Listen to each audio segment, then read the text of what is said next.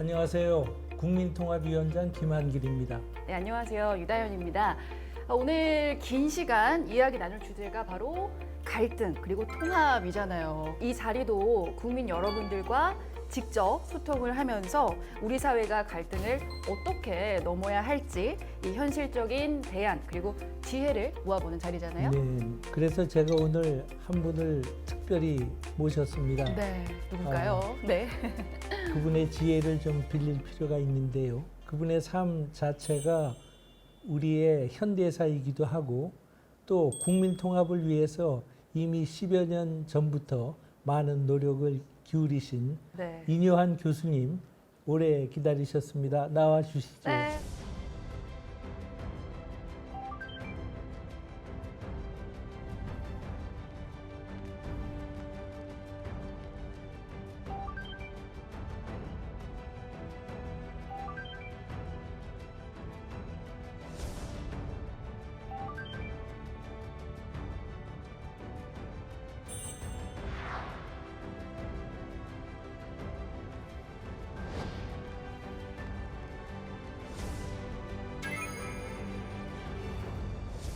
임 교수님이 제가 살아온 것을 개강은 알지만은 우리 현대사의 중심에 계셨다고 할 수 있잖아요. 집안이 그렇죠. 4대째인가요? 네, 지난 127년 동안 그러게요. 4대 후손이니까 네. 많은 변화를 봤죠. 그동안에 본 우리 한국 사회 어떻습니까? 좀 안타깝게도 한국 사람들이 정말 특히 지난 50년 동안 이룬 게 엄청난데 실감을 잘 못하는 것 같은 생각이 들어요. 저도 외국 갔다가 비행기 타고 들어오면 네. 야, 여기 정말 살기 좋은 곳이구나. 새삼스럽게 예, 그걸 느껴요. 예. 전라도의 친구들도 불만이 많아요. 전라도 저 고향이 순천인데 네. 거기 내려가면 뭐는 어떻고 근데 꿀통에 빠진 벌이 말이야. 이거 무슨 단맛을 모르냐. 세계에서 한국을 닮고 싶어한 나라들이 엄청 많은데 그걸 우리가 잘 모르는 것 같아요. 우리 스스로는 우리를 너무 낮게 보는 경향이 있죠. 제일 큰 죄가 과소평가입니다. 맞아. 그렇긴 한데 이제 내부적으로 우리가 우리를 볼 때는 이거 갈등이 너무 심한 거 아닌가? 우리가 내부에서 너무 많이 네. 극심한 싸움을 하고 있는 거 아닌가 하는 걱정들이 있거든요. 우리 사회의 갈등의 심각성을 보여주는 지수들이 있죠. 네, 그렇습니다. 실제 통계에도 이 갈등 지수가 고스란히 네. 반영이 되어 있는데요. 우리나라 갈등 지수가 OECD 가입국 중에서 3위라고 합니다. 사실 이런 거는 3위 안에 안 들어도 되는데 말이죠. 언론에서는 우리나라를 갈등 공화국이다라고 표현을 하더라고요. 한 10여 년 전에 네. 국민대통합위원회라는 데서 임 교수님이 부위원장인가 하셨잖아요. 그때보다 발전한 것도 있고 그 양극화된 거는 좀 더 심해진 것도 있고 경제적인 양극화는 조금 더 심해진 것 같아요. 예, 그것도 그렇지만 이제 생각이 이념 양극화라 그럴까 그런 것이 좀 안타깝습니다. 그냥 일상생활에서 사시다 보면 이런저런 갈등을 예. 만나실 거 아니에요? 그럼요. 그럴 때는 어떻게 푸십니까? 안 좋은 것을 해결하기 위해서 다음에 또 일어나지 않기 위해서 극복하기 위해서 철학적으로 문제를 끌어안아요. 피해가진 않아요. 갈등도 용기를 가지고 우리 이거 갈등하고 있다. 네 생각이 이렇고 내 생각이 이랬는데 너 개인 너 인간은 너 싫지 않다.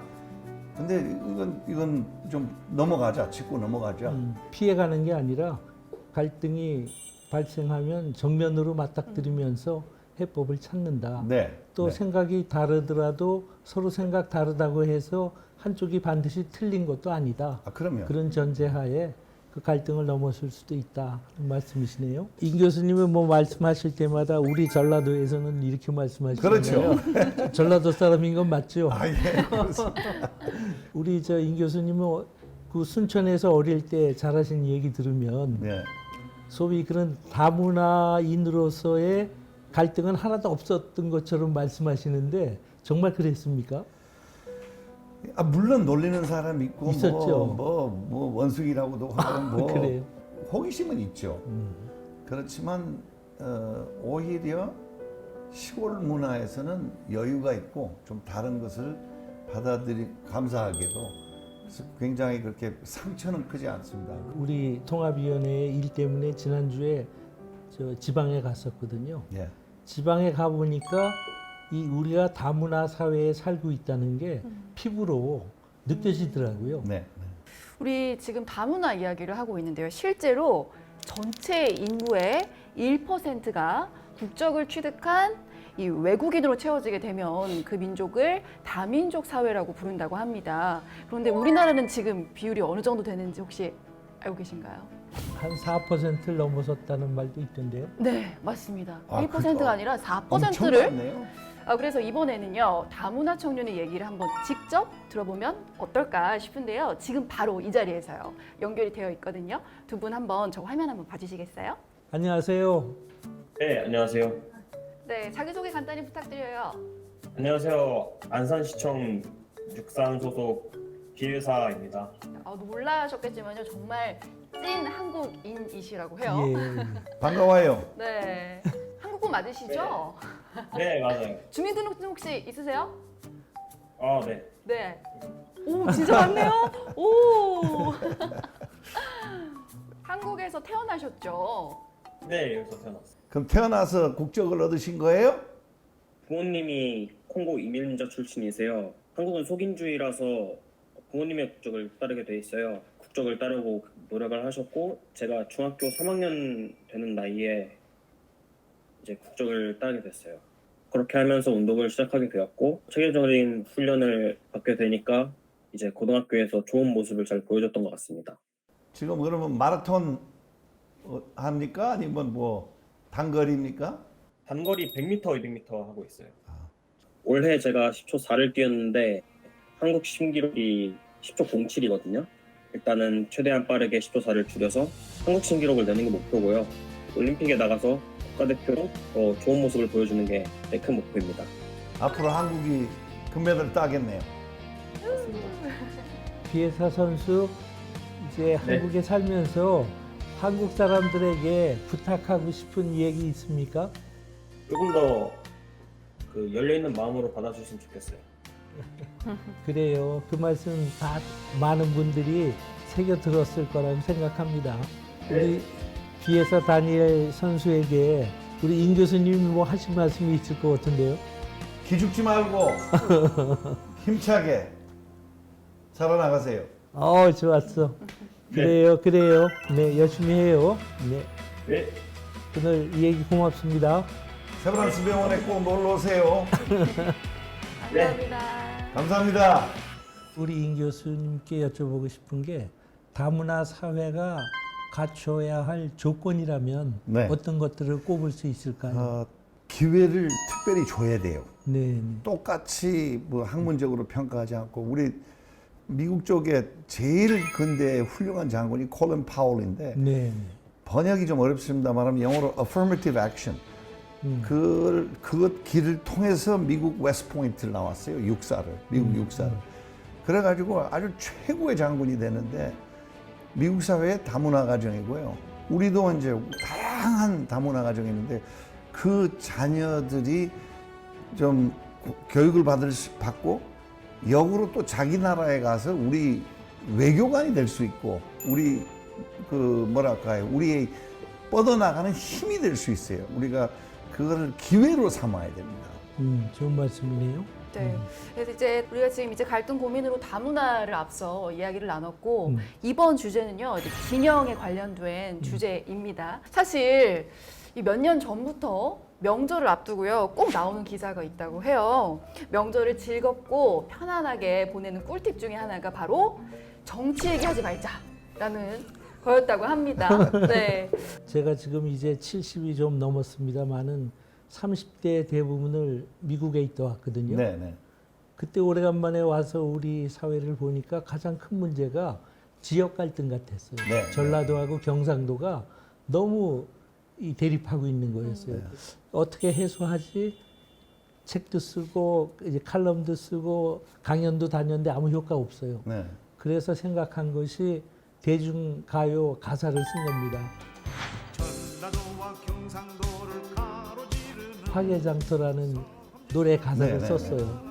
그랬더니 그 노래가 상당히 많이 불리고 인기가 있죠. 예, 인기 있었어요.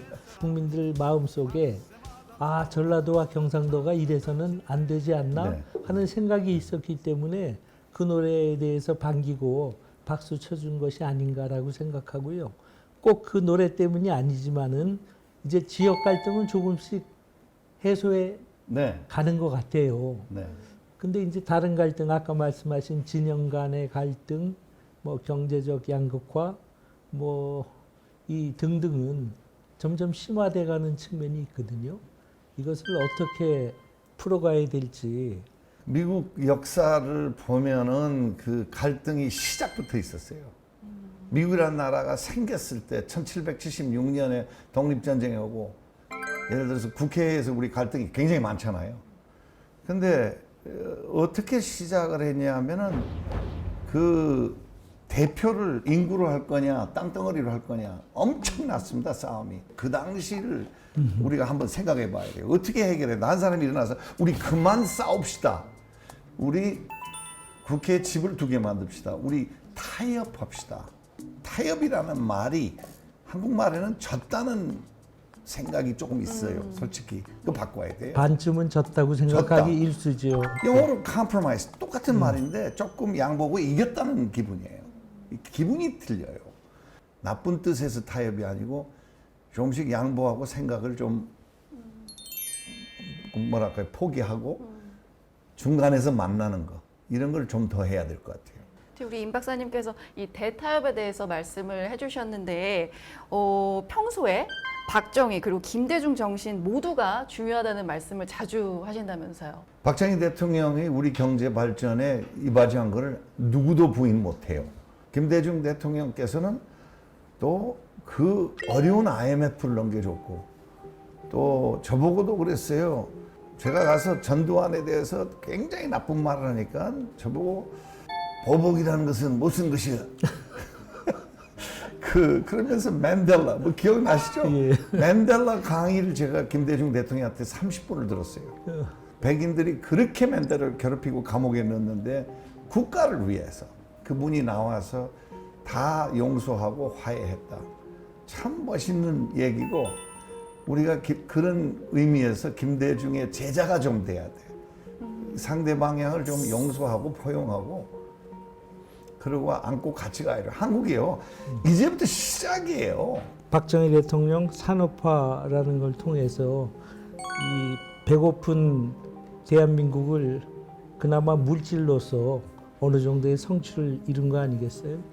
또 민주화, 또 김대중 대통령을 비롯한 민주적인 제도들을 우리 사회에 만들어낸 그런 기간이었다면 이제 제 생각에는 그 물질과 그 제도가 우리 국민 한 사람 한 사람의 삶과 행복을 위해서 기여할 수 있는 그런 사회가 돼야 우리가 그분들의 성취를 제대로 우리 국민 개개인의 행복과 연결시키는 것이 되지 않겠는가. 많은 그 여야 국회의원들이 사적인 많은 모임을 가졌으면 좋겠어요.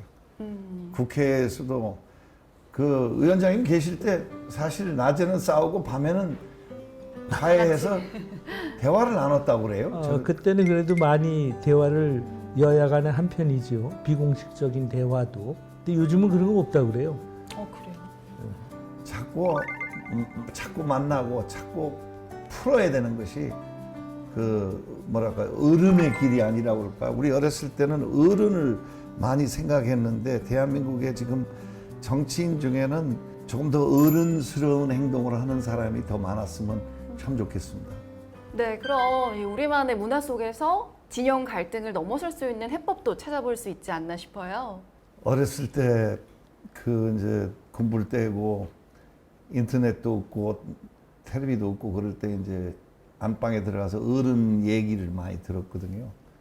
근데 굉장히 저한테는 그게 소중했어요. 왜? 지식을 많이 배웠어요. 그 다음에 지혜를 배웠어요. 저는 우리 어머님이 12를 목표로 6을 낳았는데 많이 안 낳았죠? 내가 막내인데 엄청 많이 맞았어요. 좀 덜 두드려 맞는 내비게이션, 인생의 내비게이션. 더 중요한 것은 제일 소중한 한국의 선물, 전라도의 선물이 그 도덕이었어요. 이게 전라도의 도덕이 어른들의 도덕이 그러면 못써 사람이 그러면 안 돼야 인간의 됨됨이 이런 것이 위원장님 정말 너무 소중했고 일본을 이제 아버지랑 갔는데 우리는 그냥 일본을 그냥 얼마나 우리 큰아버지들이 다 전투를 했고 일본하고 아버지도 했고 그래서 그냥 막말로 그냥 쳐서 없애야 될 사람들인데 갑자기 교토의 담락 밑에 들어가서 얘야 나 이 사람들하고 전쟁에서 영어로 나의 에너미다. 그런데 이 사람들 참 깨끗하고 예의 바르고 시간 약속 철저하게 지킨다. 미국 사람들이 이 사람들한테 미국 국민이 많이 배워야 돼. 저는 그냥 왕충격이었어요. 일평생 진주만 얘기만 듣다가. 그래서 이런 우리가 시야가 좀 넓게 정말 적으로 생각하는 일본 사람의 문화 일부분을 칭찬할 수 있는 여유 이런 것을 우리가 좀 찾아야 됩니다. 통합을 위해서는 관용과 포용의 정신이 필요하다고들 하지요. 이를 위해서는 상대에 대한 이해와 공감이 필요하지 않겠습니까? 특히 갑작스러운 참사로 많은 청년들을 한꺼번에 잃은 시점에 우리 사회에 이해와 공감, 위로가 특히 더 요구되는 때인 것 같습니다. 네, 사실 이제 이태원 참사로 상처 입은 분들이 참 많은데요. 우리 사회 전체가 또 하나의 이렇게 트라우마를 안게 됐는데 어떤 말씀을 해주실 수 있을지요? 남 얘기 같지 않았고 우선 제 자신이 죄를 진 것 같았어요. 뭔가 우리가 좀 뭔가 달리 했으면 저런 일이 안 일어났을 텐데. 근데 따끈하게 한마디 하고 싶은 거 있어요. 우리가 너무 빨리 잊어버려요. 저는 이제 일찌감치 그런 오래전 얘기예요. 84년도에 아버지가 이제 교통사고 났는데 짧게 하면 이제 택시 뒤에서 운명을 하셨는데 그 한 때문에 이제 그 구급차를 집 마당에서 만들고 아버지는 돌아가셨지만 훈련을 하고 앰뷸런스를 기증한 날 우리 중에 한 사람이 저는 아니었는데 시원한 보복이었다.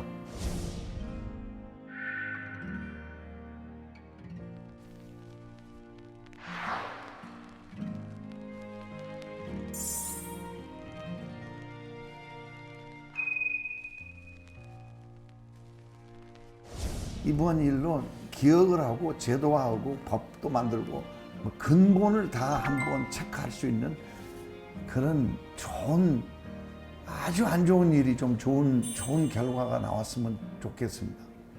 글쎄 우리가 세월호 참사 이후에 많은 특히 정치하는 사람들이 앞장서서 세월호 이전과는 완전히 다른 새로운 대한민국을 만들어야 된다고 그랬거든요.